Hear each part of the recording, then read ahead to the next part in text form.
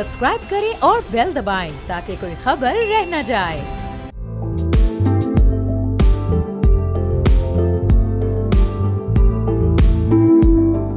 अस्सलाम वालेकुम, मैं उमर बाग जहांगीर। आप देख रहे हैं प्रोग्राम व्यापार। मशरिक़ वस्ता में कशीदगी की ताज़ा तरीन सूरत हाल के बायस आलमी ब्रेंट क्रूड की कीमतों में ज़बरदस्त इजाफा देखने में आया है। ये कीमतें एक मौके पर $125 फी बैरल की बुलंद तरीन सतह पर भी पहुंची और आज भी जब कारोबारी हफ्ते का पहला रोज़ है तो कीमतों में कुछ तो कमी दिखाई दे रही है, लेकिन अभी भी ब्रेंट क्रूड की कीमत 100 से काफ़ी ऊपर ही ट्रेड कर रही है। तो अब इस पूरी सूरत हाल में गुज़िश्ता हफ्ते की मुत्तहिदा अरब इमारात की ओपेक और ओपेक प्लस से अलहदगी का फैक्टर भी इसमें अपना एक बड़ा असर रखता है। हुकूमत ने हालिया दिनों में पेट्रोलियम लेवी को बढ़ाकर फी लीटर 103 रुपये से भी ऊपर कर दिया है।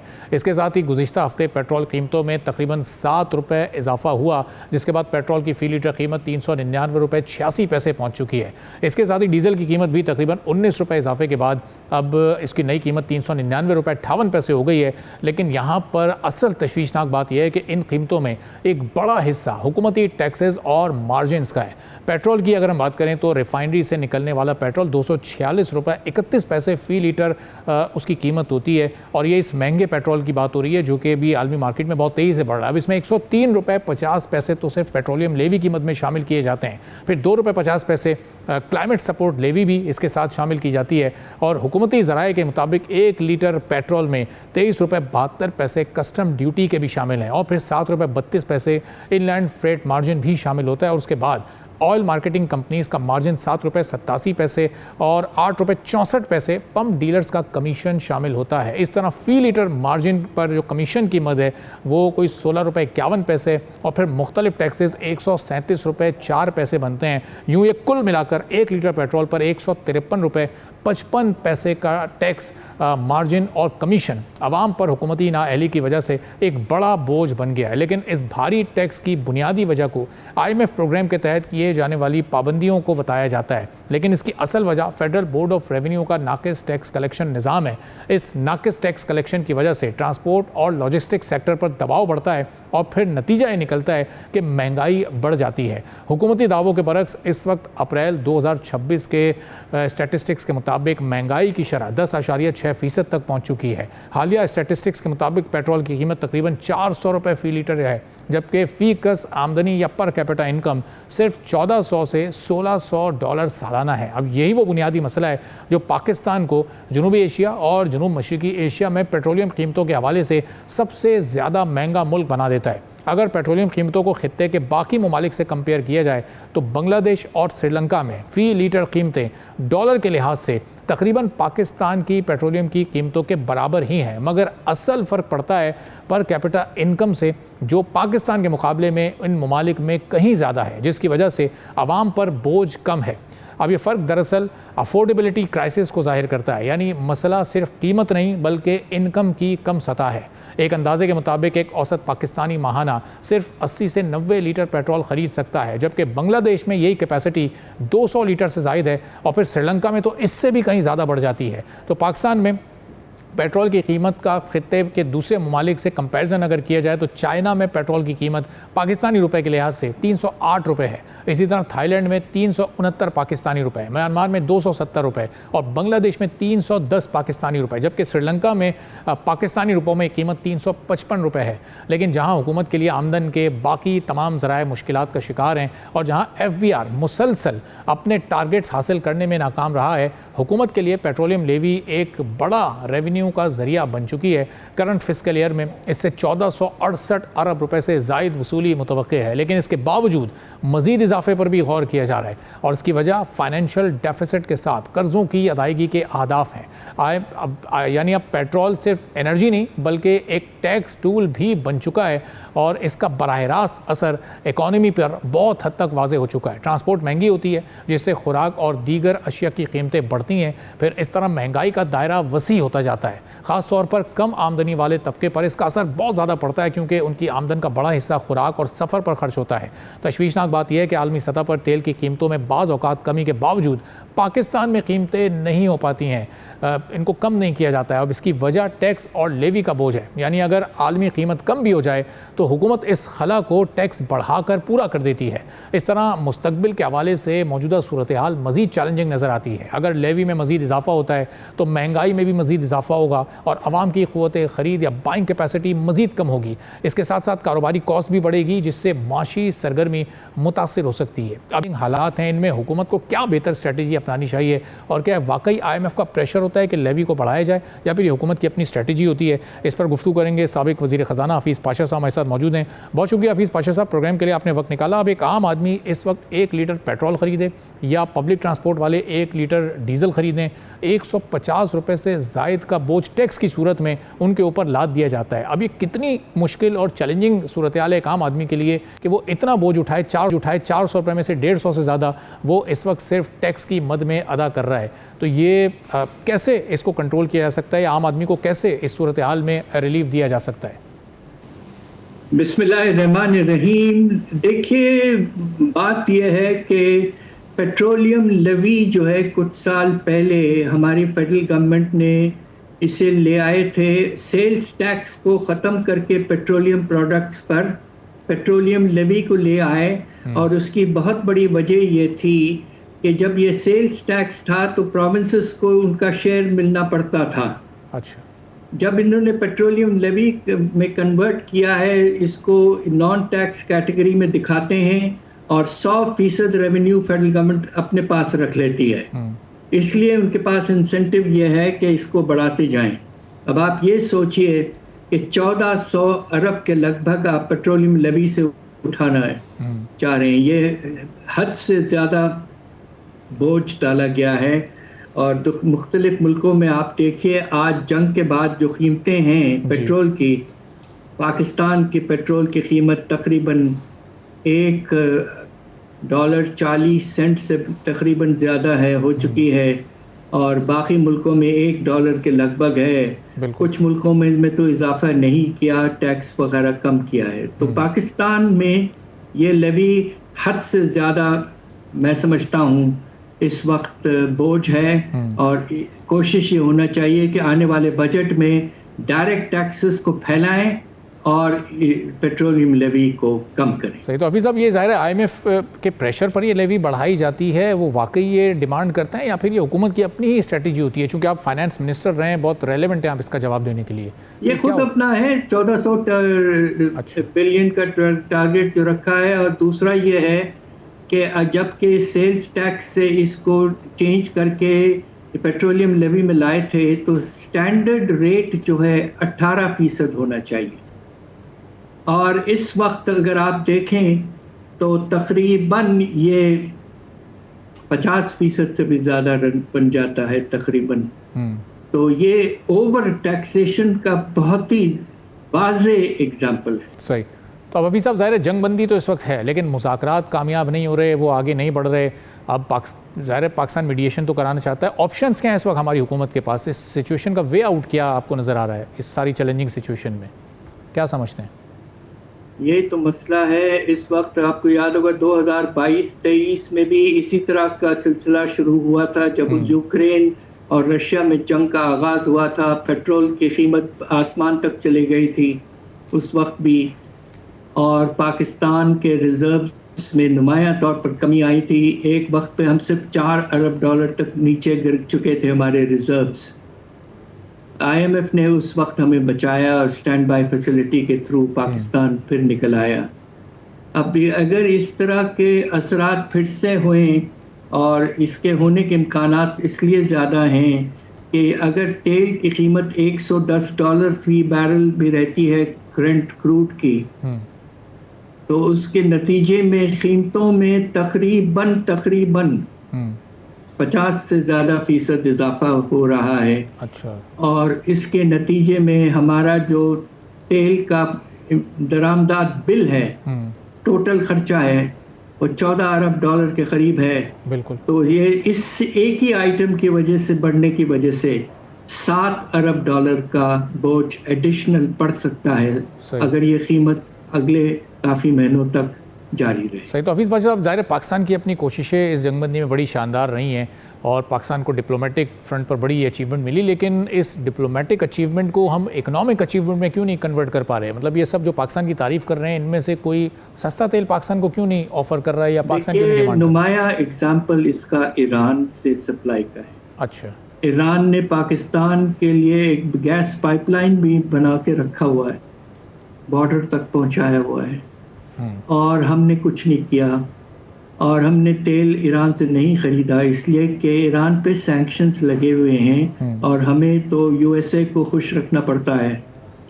अब अगर जंग में सीज़ फायर के बाद नेगोशिएशंस पाकिस्तान फिर से करवा लेता है और अल्लाह के फजल से वो कामयाब होते हैं और सैंक्शंस जो हैं ईरान पर कम हो जाते हैं, तो यकीनन आने वाले दिनों में पाकिस्तान को एक बहुत बड़ा मौका मिलेगा चीप, सस्ता गैस और ऑयल ईरान से हासिल करने का। ये बहुत बड़ा फ़ायदा होगा। एक आखिरी सवाल कि जो पाकिस्तान की वो मिनिस्ट्रीज़ जो कि पाकिस्तान की मईशत में बड़ा अहम रोल रखती हैं, मिनिस्ट्री ऑफ फाइनेंस है, मिनिस्ट्री ऑफ एनर्जी है, मिनिस्ट्री ऑफ पेट्रोलियम है, उन मिनिस्ट्रीज़ के लिए हालात बहुत चैलेंजिंग है। इन चैलेंजिंग हालात में ओवरऑल इन तमाम मिनिस्ट्रीज़ की परफॉर्मेंस आप कैसी देख रहे हैं, ख़ास तौर पर जो ये पिछले 2-3 महीने में ये सही ट्रैक पर हैं, सही डिसीजंस लिए हैं, इनमें कहीं कोई कमी खामी या कोताही? देखिए, टैक्स के बोझ के अलावा मैं समझता हूँ कि पाकिस्तान ने मुनासिब तरीके से हैंडल किया है। अच्छा। और अल्लाह का फजल है कि अभी तक कोई हमारे पेट्रोल स्टेशंस में क्यू लाइंस नहीं लगी हैं, जबकि बांग्लादेश वगैरह में तो लंबी लंबी लाइनें लग चुकी हैं। अच्छा। तो हमने मैनेज किया है और इंशाल्लाह अब ये देखना है कि चूंकि स्ट्रेट ऑफ हॉर्मुज़ बंद है, पाकिस्तान को कुछ सप्लाई तो मिल रही है जहाज़ों से, मगर क्या हम ये सस्टेन कर पाएंगे सिचुएशन आने वाले हफ्ते और महीनों में, ये असल टेस्ट होगा।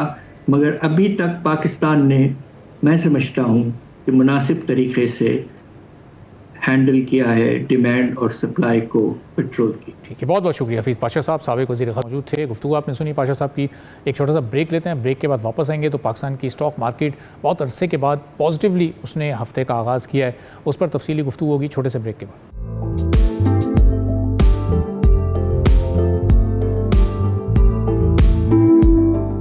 एक बार फिर आपको प्रोग्राम में खुशामदीद कहेंगे। आज पाकिस्तान स्टॉक मार्केट में कई हफ्तों के बाद कारोबार का अख्तिताम हफ्ते के पहले रोज़ तेज़ी पर हुआ और ये पॉजिटिव मंडे हम कई हफ्तों से मिस कर रहे थे। आज इंडेक्स में 950 प्लस पॉइंट्स का इजाफा हुआ, जबकि KSE 100 इंडेक्स भी ऑलमोस्ट 164 के की सतह पर पहुंच चुका है। चंद एक पॉइंट्स इसमें कम हैं, जो उम्मीद करते हैं कि कल शायद वो अब मज़ीद कवरअप ऐसी चीज़ हो जाएगी। लेकिन हम पिछले 3 माह की अगर पाकिस्तान स्टॉक एक्सचेंज की कारकर्दगी देखें तो फरवरी से अप्रैल 2026 के दौरान हमने बहुत सारे अप्स एंड डाउन्स देखे हैं। कोई एक ट्रेंड नहीं इसमें मुस्तकिल रहा। ये मुद्दत इन्वेस्टर्स के लिए गैर यकीनी के साथ साथ भरपूर मौके भी लाती रही है। मार्केट ने पहले शदीद कमी दिखाई, लेकिन फिर आहिस्ता आहिस्ता स्टेबिलिटी की तरफ लौट आई। अब इस सूरत हाल में अप्रैल का जो आखिरी हफ्ता है वो मार्केट में प्रॉफिट टेकिंग का हफ्ता रहा।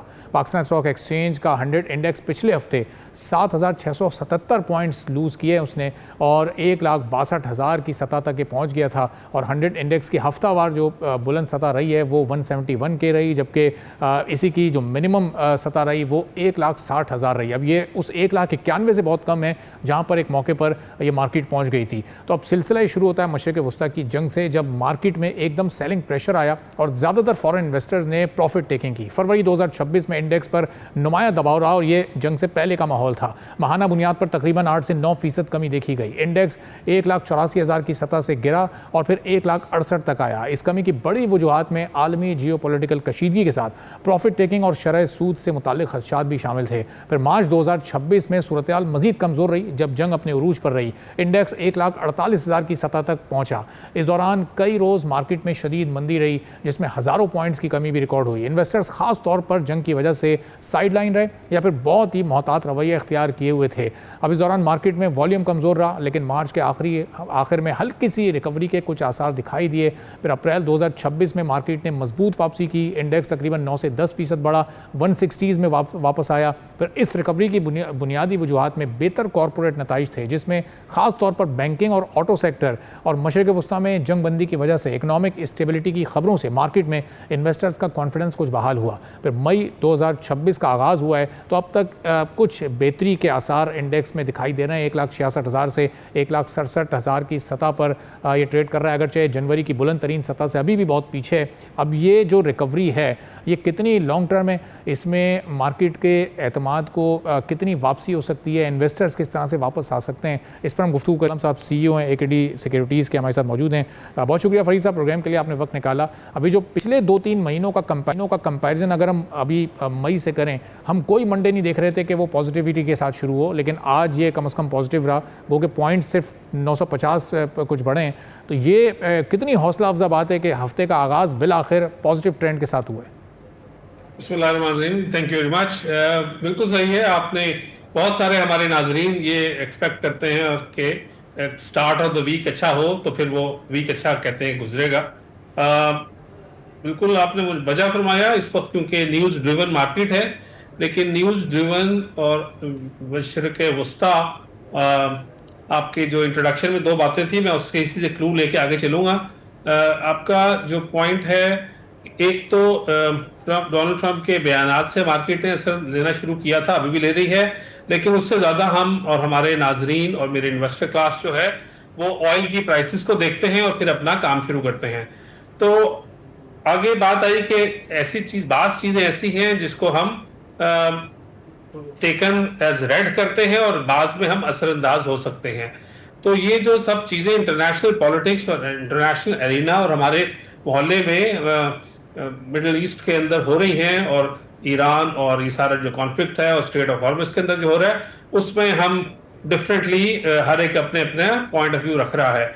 लेकिन जो आपने बात की, मैं उसको ज़रूर री एम्फसाइज करूँगा कि कॉर्पोरेट अर्निंग्स हमारी जो इस क्वार्टर की आई वो मेजरली अबंडेंटली इन लाइन थी हमारी एक्सपेक्टेशन से, और लोगों ने सीमेंट, बैंकिंग और फर्टिलाइजर और दीगर नुमाया जो रिप्रेजेंटेशन है जिन कंपनीज की पाकिस्तान स्टॉक एक्सचेंज में, उनके रिजल्ट्स बेहतर आए और broadly in line with our expectations and the expectations of the investor class आए।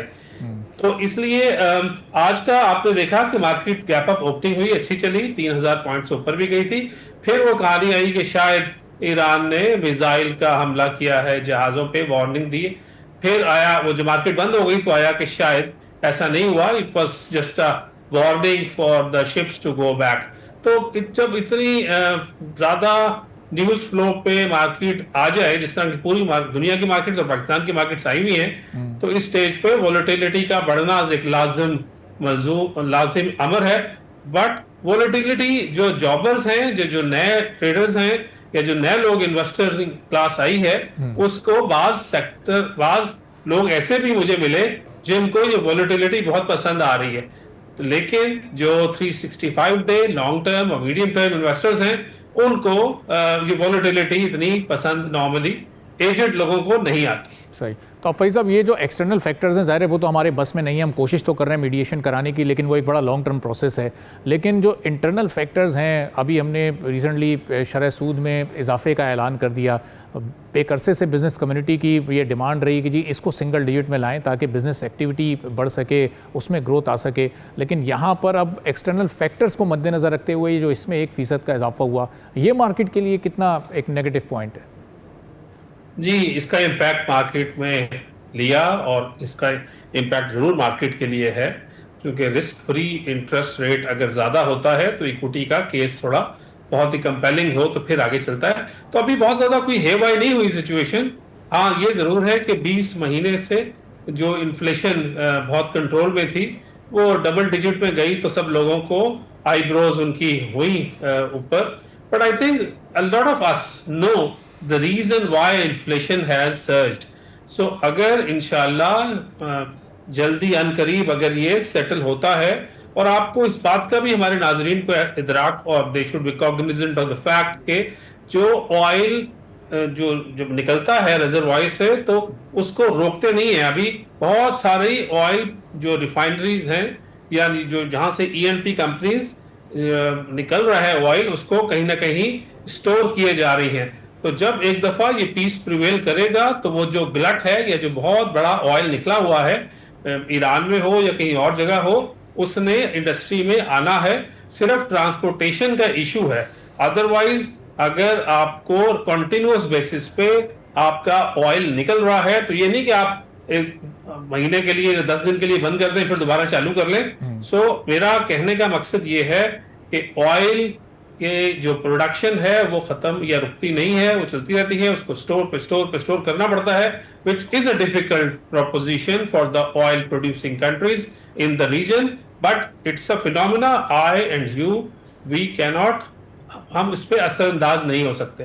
तो गुड थिंग, ये जो सिल्वर लाइनिंग है कि ये जो पाइप जैसे ही शुरू होगा तो ये पीस प्रिवेल करेगा, तो ये ऑयल इंडस्ट्री को और नेबरिंग कंट्रीज को जो उसके यूजर हैं वहां तक पहुंचेगा। और एक और बात मैं बता दूं कि हमारे पाकिस्तान में 2 अच्छी बातें हुई।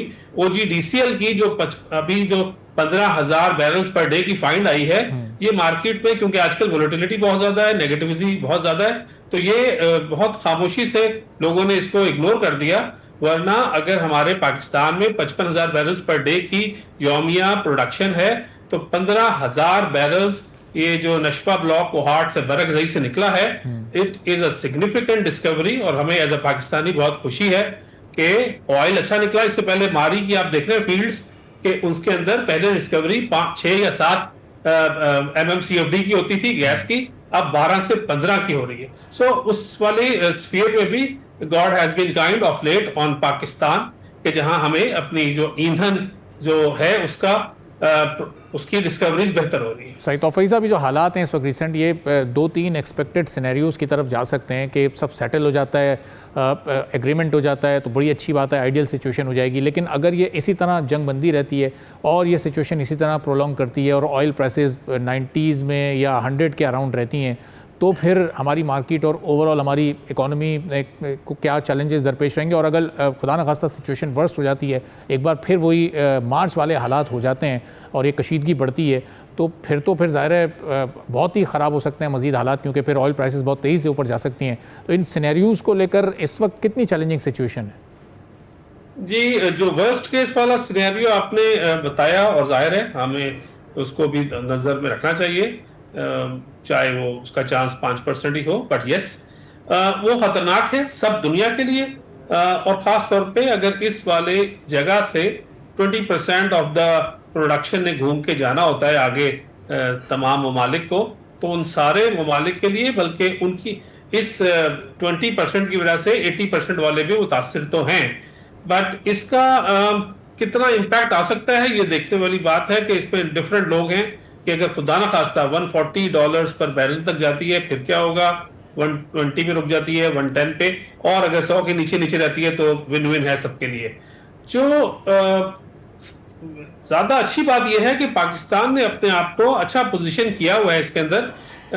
नॉट इवन इकोनॉमिक फ्रंट पे तो जाहिर है चैलेंजेस सब दुनिया के साथ है, पाकिस्तान के साथ भी हैं, बट क्वालिटेटिवली आज का सिर्फ आप देखें कि जो यूएस ने जो 22 मेंबर क्रू को वापस किया, वो भी पाकिस्तान भेजा और पाकिस्तान के जरिए ही आगे वापस जाएगा ईरान में।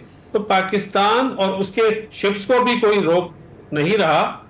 तो पाकिस्तान की पोजीशनिंग बेहतर है, और कतर से भी इन्होंने एक जो अपना एक जहाज ले लिया है, अभी वो भी इंशाल्लाह पहुंच जाएगा। पाकिस्तान की पोजीशन बाकी नेबरिंग कंट्रीज जो अफेक्टिव हैं उनसे काफी हद तक बेहतर है। तो एक आखिरी सवाल फैज़ साहब, कि ये जो इन्वेस्टर कॉन्फिडेंस इस वक्त पाकिस्तान के ऊपर है, क्या ये बढ़ा है पिछले 2-3 महीनों में जो पाकिस्तान ने मीडिएशन की और एक डिप्लोमेटिक फ्रंट पर बड़ी अचीवमेंट पाकिस्तान को अभी तक मिली है, तो उसके नतीजे में पाकिस्तान इकनॉमिकली भी आगे गेन करने की पोजीशन में होगा? आहिस्ता आहिस्ता इन्वेस्टर कॉन्फिडेंस बढ़ रहा है, स्टैटिक है, या पहले के मुकाबले में कमी आ रही है? जी, क्वालिटेटिवली वी एज पाकिस्तानीज हमें अल्लाह का शुक्र करना चाहिए कि हम एक बहुत एलिवेटेड पोजीशन पे आते जा रहे हैं।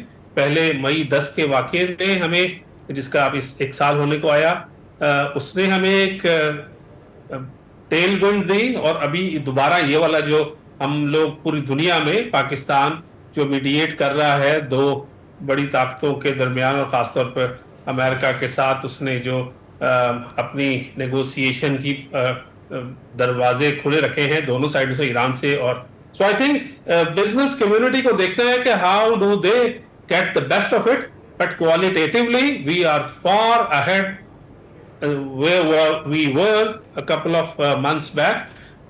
इसके यानी ये जो इंशाल्लाह जो हो जाएगी,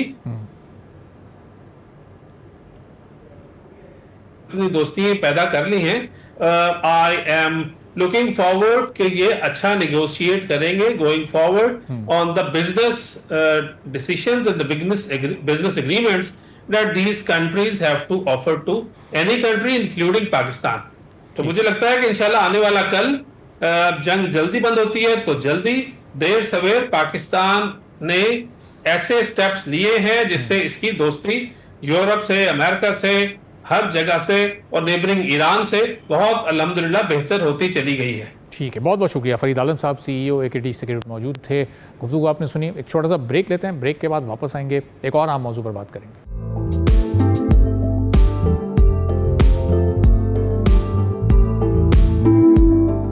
एक बार फिर आपको प्रोग्राम में खुशामदीद कहेंगे. पाकिस्तान में गैस टैरिफ में मुमकिन 286% का इजाफा एक बड़ा इकनॉमिक शॉक साबित हो सकता है और ये कहा जा रहा है कि ये इजाफा भी IMF की शराइत में से एक है, जिसके बाद $1.28 बिलियन की अगली किस्त पाकिस्तान को मिल सकती है.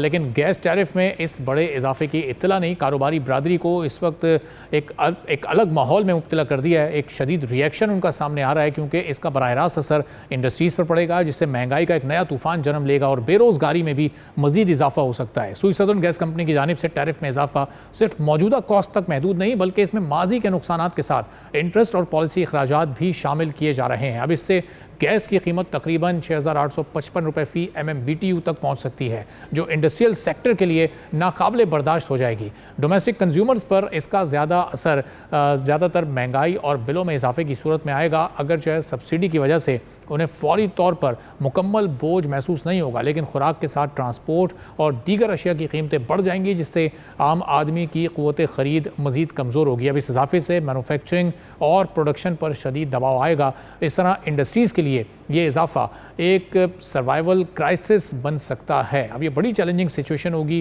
गैस की प्रोडक्शन कॉस्ट का बुनियादी हिस्सा है. ख़ास तौर पर टेक्सटाइल के साथ, फर्टिलाइज़र और खुराक के साथ केमिकल सेक्टर में इंडस्ट्रियलिस्ट के मुताबिक पहले ही सनती गैस के इस्तेमाल में तकरीबन 50% कमी आ चुकी है, जबकि कैप्टिव पावर यूनिट्स प्लांट्स की तादाद 200 से कम होकर 80 रह गई है. अब ये सूरत हाल है, डिमांड डिस्ट्रक्शन इस सूरत हाल को कहते हैं, यानी कीमतें बढ़ने से इस्तेमाल मज़ीद कम हो जाता है. फिर नतीजा ये निकलता है कि हुकूमत को ज़्यादा रेवेन्यू हासिल नहीं हो पाता और फिर इंडस्ट्रियल एक्टिविटीज़ भी स्लो हो जाती हैं. एक्सपोर्ट्स ऐसे में कम होती हैं, बेरोज़गारी बढ़ती है और फिर हमारी इकॉनमी पर इसके बड़े मनफी असरात मुरतब होते हैं. तो अब ये सिचुएशन किस तरफ जारी है, इसका वे आउट क्या है, इस पर हम बात करेंगे. साकिब वाइस प्रेसिडेंट हैं FPCCI के, हमारे साथ मौजूद हैं. साकिब साहब, बहुत शुक्रिया प्रोग्राम के लिए, आपने वक्त निकाला. अभी जो कॉस्ट का इशू है इंडस्ट्री के लिए, ये हर गुजरते दिन के साथ संगीन होता जा रहा है. एक्सटर्नल फैक्टर्स अपनी जगह पर हैं, इंटरनल फैक्टर्स जो कि गवर्नमेंट जिनको हैंडल कर सकती है, वो भी क्या गवर्नमेंट इस वक्त सही तौर पर हैंडल नहीं कर पा रही और फिर बोझ इंडस्ट्रीज पर आ रहा है?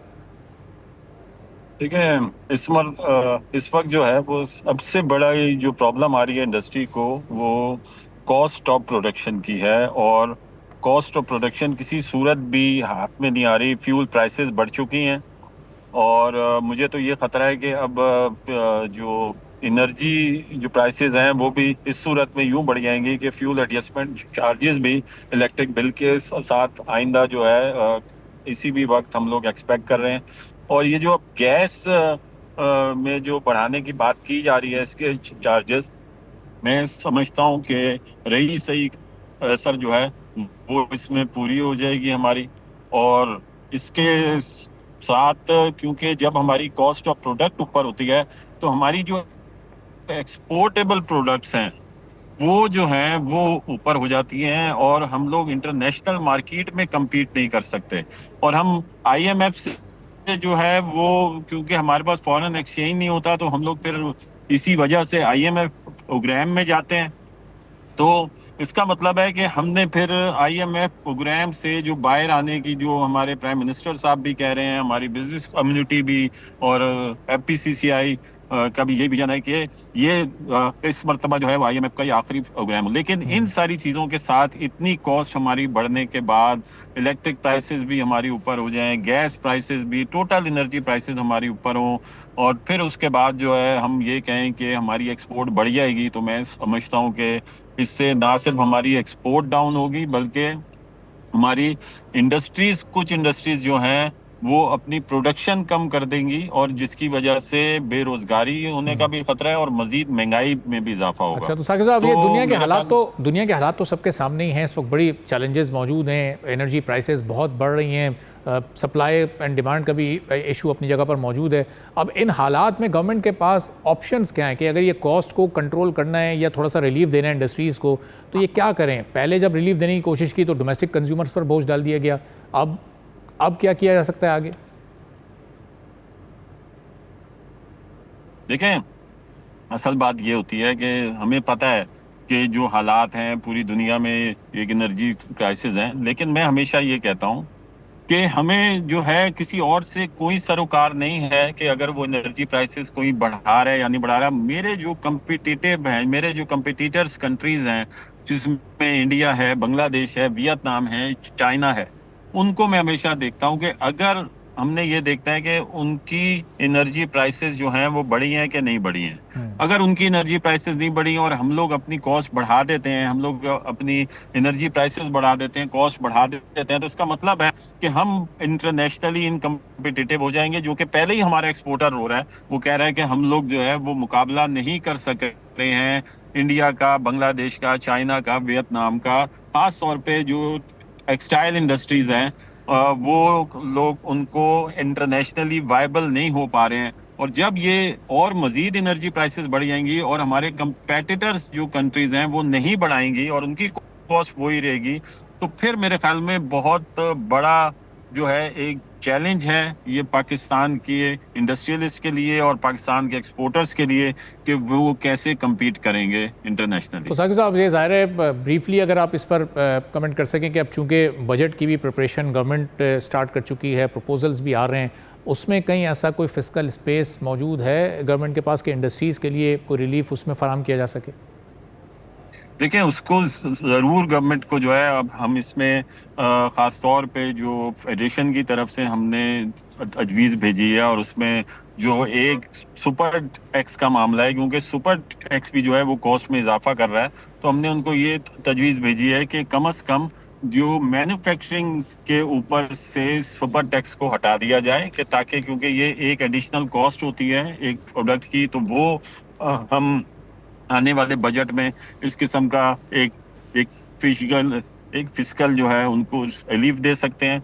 दूसरा, मैं समझता हूं कि एक्सपोर्टर्स को खास तौर पे जो पहले फिक्स टैक्स रजीम में थे और 1% उनके ऊपर टैक्स होता था सिर्फ, और उसके बाद जो है उनसे कोई पूछगछ नहीं की जाती थी, उस रजीम को फिर से वापस लाया जाए कि ताकि उनकी भी, क्योंकि ये कॉस्ट जो बढ़ रही है वो ना बढ़े।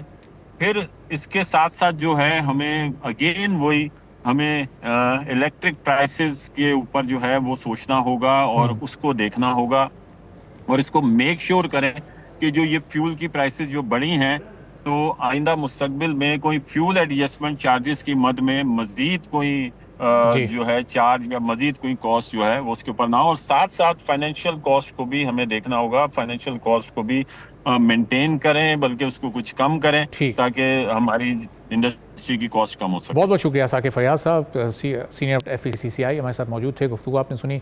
इसी के साथ नाज़रीन आज के प्रोग्राम से इजाज़त दीजिए, अल्लाह हाफ़िज़।